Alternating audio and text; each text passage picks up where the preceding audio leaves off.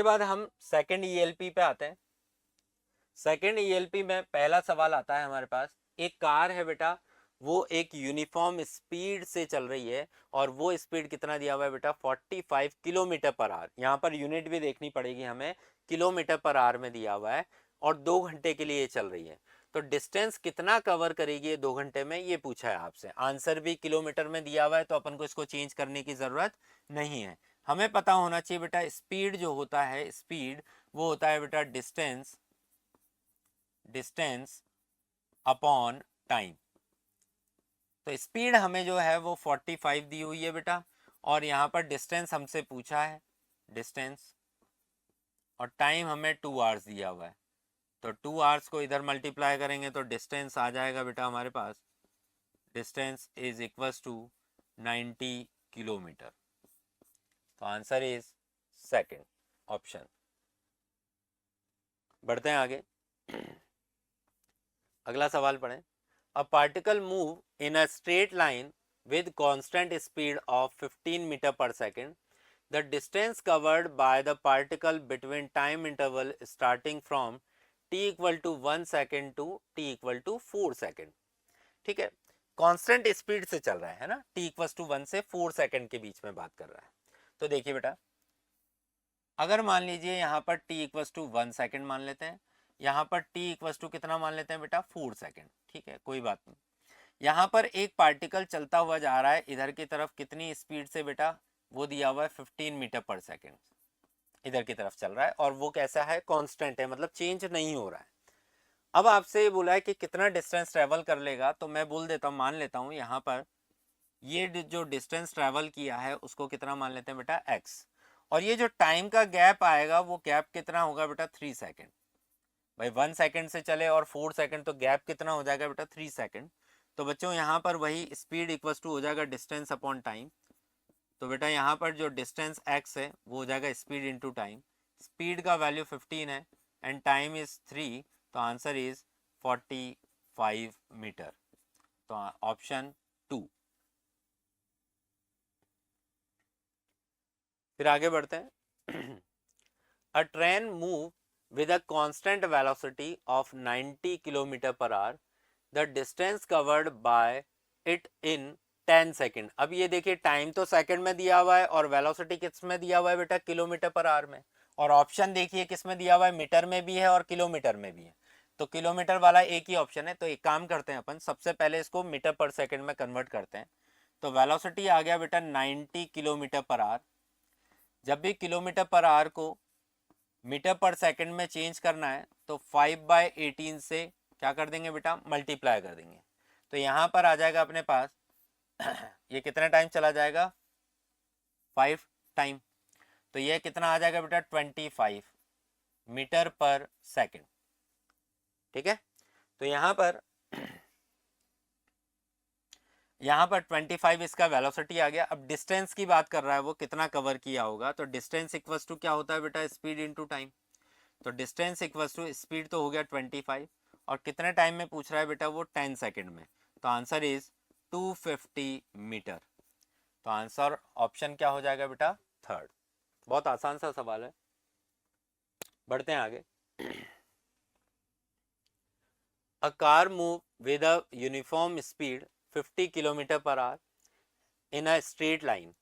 Average speed of car between t equals to 0 to t equals to 2 hours, 2 घंटे के बीच में पूछ रहा है। ठीक है, कोई दिक्कत नहीं है, यूनिफॉर्म स्पीड है।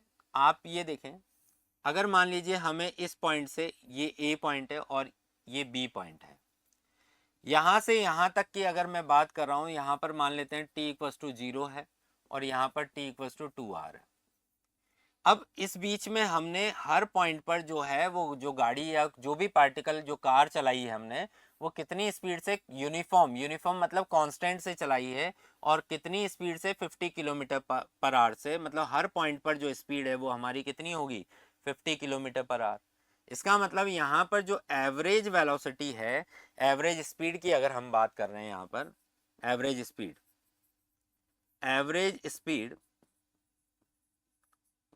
वो इंस्टेंटेनियस स्पीड के इक्वल आ जाएगी। इसका मतलब हर पॉइंट पर सेम है, तो इसका एवरेज भी कितना आएगा बेटा, 50 ही आएगा। Kilometre per our. तो एवरेज स्पीड भी कितना आएगा 50 किलो। भाई अपन एक पॉइंट से दूसरे पॉइंट पर जा रहे हैं और स्पीड को चेंज नहीं कर रहे हैं, हर जगह 50 50 50 से ही चल रहे हैं, तो यहाँ पर इसका एवरेज भी कितना आएगा बेटा 50 आएगा। ठीक है, तो यहाँ पर ऑप्शन हो जाएगा यहाँ पर 50 kilometre per our, first option. आगे बढ़ते हैं। अ car move with uniform speed 54 km per hour, the time in which it will cover a distance of 150 metre. ठीक है भाई, अब वहां पर मीटर में दिया हुआ है, यहाँ पर किलोमीटर पर आ रहा है, तो पहले तो इसको चेंज करेंगे। तो स्पीड जो होगी वो कितनी हो गई बेटा 54, ये तो किलोमीटर पर आवर में, और इसको 5/18 से मल्टीप्लाई कर दूंगा तो किस में कन्वर्ट हो जाएगी बेटा मीटर पर सेकंड में। तो यहाँ पर ये 3 टाइम्स, मतलब v का वैल्यू कितना आ गया बेटा 15 मीटर पर सेकंड, ये आ गया अपने पास। अब यहाँ पर देखें, हमें डिस्टेंस का वैल्यू जो है सवाल में, डिस्टेंस का वैल्यू 150 मीटर दिया हुआ है। तो ये बोला है कितना टाइम में ये कवर कर लेगा। तो आपको पता है बेटा speed equals to distance upon time, तो यहाँ से टाइम इक्वल्स टू हो जाएगा डिस्टेंस अपॉन स्पीड। तो टाइम इक्वल्स टू डिस्टेंस का वैल्यू कितना दिया हुआ है बेटा 150, और स्पीड का वैल्यू कितना है बेटा 15, तो आंसर इज 10 सेकेंड। कौन सा ऑप्शन होगा बेटा, फर्स्ट ऑप्शन। क्लियर है, बढ़ते हैं आगे। A particle move along a semi circular of radius 10 metre, radius 10 metre दिया हुआ है बेटा, 5 सेकंड के लिए चल रहा है। तो एवरेज स्पीड पूछा है आपसे पार्टिकल का, तो पहले तो सेमी सर्कल की बात करते हैं। देखिए बेटा, ये आधा सर्कल है, पार्टिकल यहाँ से चला मान लेते हैं और यहाँ पर पहुँचा, ये बी पॉइंट है। तो वो जो चला होगा वो इस रास्ते पे चला होगा बच्चे, ऐसे चलते चलते चलते चलते यहाँ पहुँचा होगा। तो ये जो पाथ है बेसिकली इसका जो लेंथ है वही तो डिस्टेंस होगा। इसका मतलब यहाँ पर डिस्टेंस का वैल्यू कितना हो जाएगा पाई आर। आधा सर्कल है तो कितना हो जाएगा पाई are.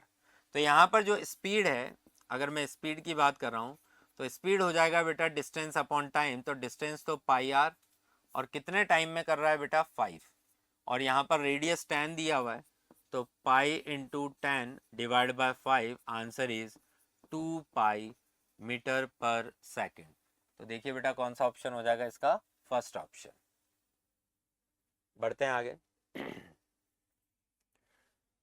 The average speed and magnitude of average velocity are equal for which of the following motion listed below। तो इनमें से अपन को ऑप्शन देखना है। देखिए बेटा, अगर एक पार्टिकल जो है वो एक ही स्ट्रेट लाइन में चलता हुआ जा रहा है, एक ही स्ट्रेट लाइन में बिना मुड़े एक ही डायरेक्शन में चलता हुआ जा रहा है, तो हमें पता है कि यहाँ पर डिस्टेंस और magnitude of displacement, magnitude of displacement ये इक्वल होगा। अगर एक ही डायरेक्शन में चलता हुआ जा रहा है, एक ही डायरेक्शन में चलता हुआ जा रहा है और बिना मुड़े, तो यहाँ पर हम बोल सकते हैं डिस्टेंस और डिस्प्लेसमेंट का मैग्नीट्यूड जो है वो आपस में क्या होगा बेटा इक्वल होगा। तो यहाँ पर अगर हम बात करें डिस्टेंस और डिस्प्लेसमेंट इक्वल होगा, तो इसका मतलब यहाँ पर रास्ता कैसा होना चाहिए। पहला ऑप्शन देखें आप, a car moving on a circular path. Circle का मतलब है यहाँ पर, सर्कल का मतलब है पार्टिकल अपनी डायरेक्शन को बदलता जा रहा है, आया ना। अगर पार्टिकल अपनी वेलोसिटी की डायरेक्शन को अगर चेंज कर रहा है तो इसका मतलब डिस्टेंस और डिस्प्लेसमेंट इक्वल नहीं हो सकते, एक ही डायरेक्शन में चलना चाहिए। तो दूसरा ऑप्शन देखें, अ train moving on a straight track, तो इसका ऑप्शन क्या हो जाएगा सेकंड। जिगजैग में जाएगा तो भी डायरेक्शन बदल रहा है, और रनिंग करेगा किसमें रेक्टेंगुलर ट्रैक में, तो भी वो क्या कर रहा है पहले ऐसे चल रहा है फिर डायरेक्शन को चेंज कर रहा है, तो डिस्टेंस और डिस्प्लेसमेंट सेम नहीं आएगा। तो हमें पता है यहाँ पर एवरेज स्पीड और एवरेज वेलोसिटी की बात चल रही है, तो ये एवरेज स्पीड तो किस पे डिपेंड करेगा बेटा डिस्टेंस पर, और एवरेज वेलोसिटी किस पे डिपेंड करेगा डिस्प्लेसमेंट पर। तो ये कब इक्वल होंगे, जब पार्टिकल एक स्ट्रेट लाइन में चलेगा। ठीक है, अगला सवाल, एक कार है बेटा, उसका जो स्पीड है पहले हाफ टाइम के लिए वो v1 है, अगले नेक्स्ट हाफ टाइम के लिए कितना है बेटा v2 है। तो एवरेज स्पीड ऑफ कार बतानी है। वैसे तो आपको क्लास में बता दिया है बेटा, आधा आधा टाइम है, मतलब ये भी t/2 है, ये t/2 है, यहाँ पर स्पीड v1 है, यहाँ पर स्पीड v2 है, और यहाँ से यहाँ तक चले हैं हम। तो इनका एवरेज अगर मुझे निकालना है तो मुझे ये पता होना चाहिए यहाँ पर कि ये जो यहाँ से यहाँ तक का जो डिस्टेंस है और ये जो डिस्टेंस है, क्या वो सेम होंगे या अलग अलग होंगे। अगर एक ही टाइम है और स्पीड अलग अलग है तो ऑब्वियस सी बात है ये डिस्टेंस ट्रैवल जो होगा वो अलग अलग होगा। इसका मतलब इसको मैं x1 बोल देता हूँ और इसको क्या बोल देता हूँ बेटा, x2 बोल देता हूँ। तो यहाँ पर अगर मैं यहाँ कैलकुलेट करता हूँ एवरेज स्पीड, तो वो हो जाएगा total distance upon total time. इसका मतलब x1 plus x2 divide by total time कितना हो जाएगा बेटा, t/2 कितना हो जाएगा, t हो जाएगा। अब मैं x1 को यहाँ पर v1 के फॉर्म में लिखना चाहता हूँ, तो यहाँ से यहाँ तक के इस इंटरवल की बात करते हैं। यहाँ पर अगर मैं बात करूँ तो x1 जो है, मैं यहाँ पर इस फॉर्मूले का यूज़ कर रहा हूँ, स्पीड इक्वल्स टू क्या होता है बेटा, डिस्टेंस अपॉन टाइम, मतलब x अपॉन टी। तो बेटा यहाँ पर स्पीड v1 है, यहाँ पर डिस्टेंस x1 है और टाइम t/2 है। तो बताइए बेटा यहाँ से x1 को क्या लिखेंगे आप, x1 x का वैल्यू किसके इक्वल हो जाएगा, स्पीड इनटू टाइम के।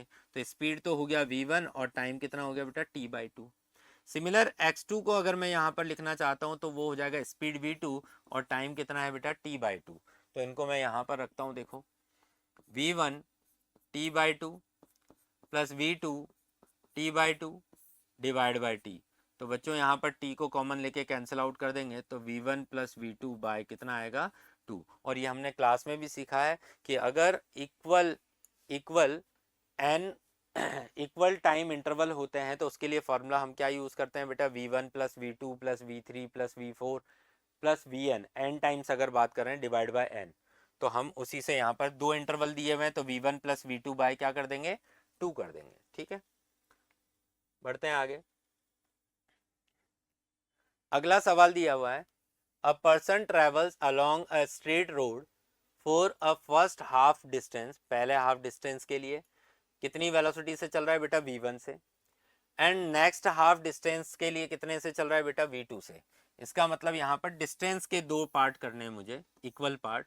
ये x/2 हो जाएगा, ये x/2 हो जाएगा। यहाँ पर चल रहा है v1 से, यहाँ चल रहा है v2 से।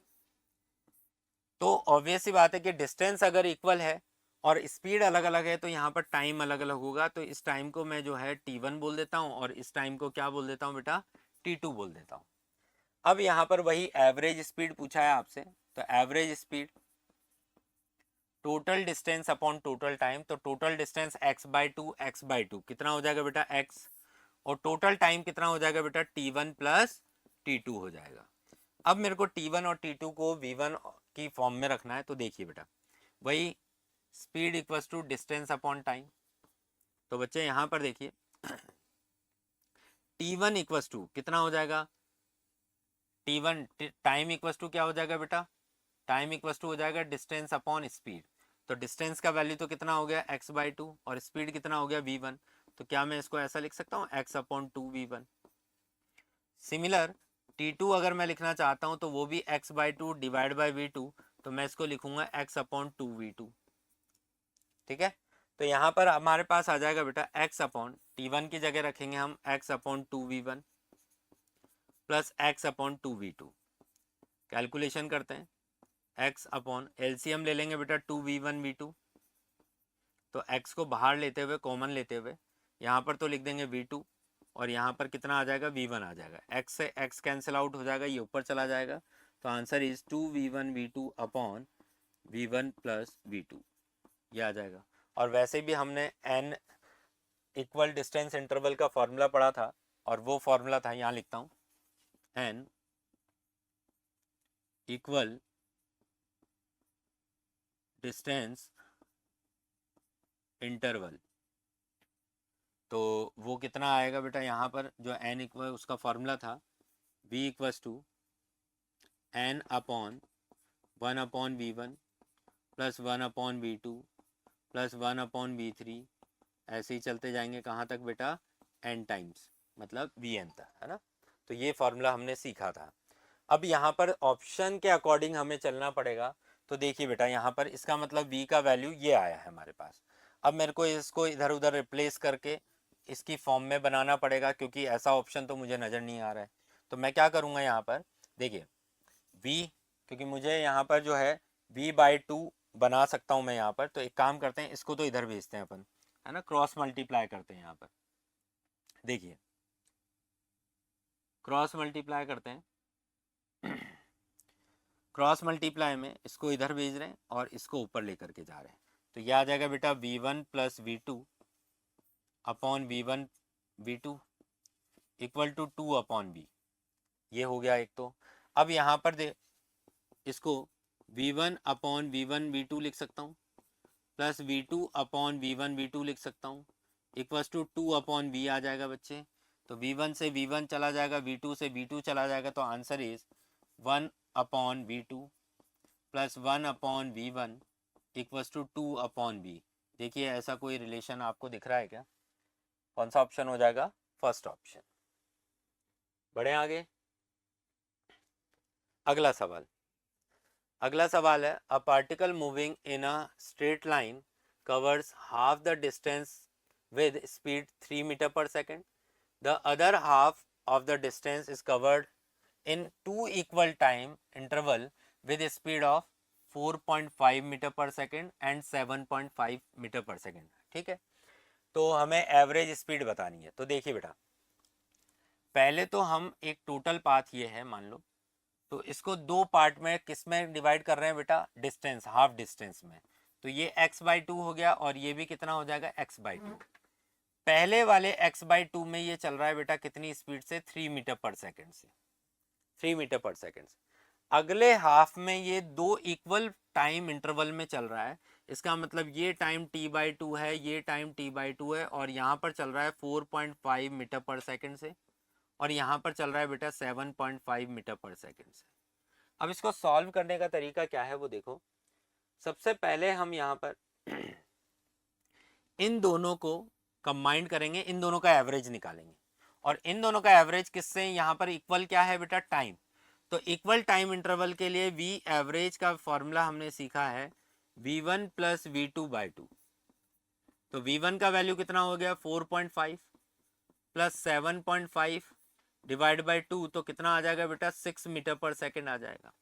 अब देखिए इसका मतलब यहाँ पर ये जो टोटल डिस्टेंस थी, ये हाफ x/2, ये हाफ x/2, यहाँ पर 3 मीटर पर सेकेंड, और यहाँ पर टोटल एवरेज जो है वो कितना आ गया बेटा? 6 मीटर पर सेकेंड। अब यहाँ पर हम कौन सा फॉर्मूला यूज करेंगे? क्या इक्वल है यहाँ पर? डिस्टेंस इक्वल है। तो इक्वल डिस्टेंस इंटरवल का फॉर्मूला जो था, दो इक्वल डिस्टेंस इंटरवल, तो 2 इक्वल डिस्टेंस इंटरवल, उसके लिए v एवरेज का फॉर्मूला था 2v1 v2 upon v1 plus v2। तो बच्चे यहाँ पर 2, v1 का वैल्यू कितना आ जाएगा? 3, 6 डिवाइड बाय दोनों का सम कितना हो जाएगा? 9। ये 3 टाइम चला जाएगा, 3 से 2 टाइम चला जाएगा, answer is 4 metre per second. तो ऑप्शन क्या हो जाएगा बेटा? फर्स्ट। ठीक है, बढ़ते हैं आगे। एक ग्राफ दिया हुआ है बेटा आपको यहाँ पर, और इसमें आपसे स्लोप पूछा है बच्चों, स्लोप। अब हमने सीखा है कि ग्राफ अगर दिया हुआ है तो ग्राफ का स्लोप एक तो टेंजेंट लाइन से निकाल सकते हैं, tan थीटा से। एक हमें अगर इक्वेशन दिया हुआ है तो इक्वेशन के डिफरेंशिएशन से भी स्लोप निकाला जाता है। तो इसका मतलब y इक्वल्स टू अगर 2x² हमें गिवन है, तो अगर मैं इसका डिफरेंशिएशन करता हूँ dy/dx, तो इसको भी हम क्या बोलेंगे बेटा? स्लोप ही तो बोल रहे हैं। तो ये जो स्लोप है वो बेसिकली कितना आ जाएगा बेटा? 4x आ जाएगा। इसका मतलब स्लोप का वैल्यू, स्लोप इसका वैल्यू 4x है। अब मुझे यहाँ पर इस पॉइंट पर स्लोप पूछा है, तो x का वैल्यू यहाँ पर कितना है? 1। तो 4 इंटू 1 आंसर इज 4। तो ऑप्शन कौन सा हो जाएगा? Third option. आगे बढ़ते हैं। यहाँ पर दिया हुआ है दो फोर्स है बेटा, F1 और F2, और वो रेक्टेंगुलर फॉर्म में लगे हुए हैं। तो यहाँ पर इसका रिजल्टेंट पूछा है। देखिए बेटा, इसका मतलब यहाँ पर ये F1 वेक्टर मान लेते हैं, और इसके परपेंडिकुलर जो है वो F2 वेक्टर है। ठीक है, अब मुझे इसका रिजल्टेंट निकालना है। तो ऑब्वियस सी बात है, इसका रिजल्टेंट जो है, अगर मैं इसको ट्राइंगल बनाता हूँ ट्राइंगल लॉ से, तो ये F1 वेक्टर हो गया, ये F2 वेक्टर हो गया, और ये क्या हो जाएगा, इसका रिजल्टेंट वेक्टर। तो अगर मुझे ये इसका मैग्नीट्यूड f1 है, इसका f2 मान लेते हैं, और ये निकालना है, तो यहाँ पर राइट एंगल ट्राइंगल है, तो क्या लगा देंगे बेटा यहाँ पर अपन, पाइथागोरस। तो यहाँ से जो एफ आर जो आएगा वो आएगा बेटा अंडर रूट ऑफ f1 का स्क्वायर प्लस f2 का स्क्वायर। देखो ऐसा ऑप्शन होगा आपके पास, रिजल्टेंट जो है under root of f1 square plus f2 square, ये आंसर हो जाएगा। ठीक है, तो बढ़ते हैं आगे। 13 नंबर, इसमें दिया हुआ है बेटा the resultant of two vector A vector and B vector is R vector. ठीक है, magnitude of resultant is 5, magnitude of A vector is 5, then and angle between A vector and B vector is 120 degree. तो हमने पढ़ा है बेटा कि दो vector अगर एक दूसरे से 120 डिग्री एंगल पर होते हैं और उनके मैग्नीट्यूड अगर सेम है, मतलब अगर मैं ए वेक्टर इक्वल्स टू 5 बोल, ए वेक्टर का मैग्नीट्यूड कितना है बेटा 5 है, बी वेक्टर का मैग्नीट्यूड आपसे पूछा है और इसके रिजल्टेंट का मैग्नीट्यूड भी 5 है, और एंगल जो है ए और बी के बीच का एंगल वो 120 डिग्री है। तो ये कब होता है बेटा, जब बी का मैग्नीट्यूड भी कितना हो, सेम हो। इसका मतलब अगर ए वेक्टर का मैग्नीट्यूड इक्वल है बी वेक्टर के मैग्नीट्यूड के और थीटा का वैल्यू अगर 120 डिग्री है, तो उनका रिजल्टेंट भी किसके इक्वल आता है बेटा, ए वेक्टर के मैग्नीट्यूड और बी वेक्टर के मैग्नीट्यूड के इक्वल। ये वेक्टर में हमने पढ़ा है। हालांकि इसको अपन रिजल्टेंट के फॉर्मूले से भी कर सकते हैं। आर इक्वल टू क्या होता है बेटा, under root of A square plus B square plus 2ab cos theta.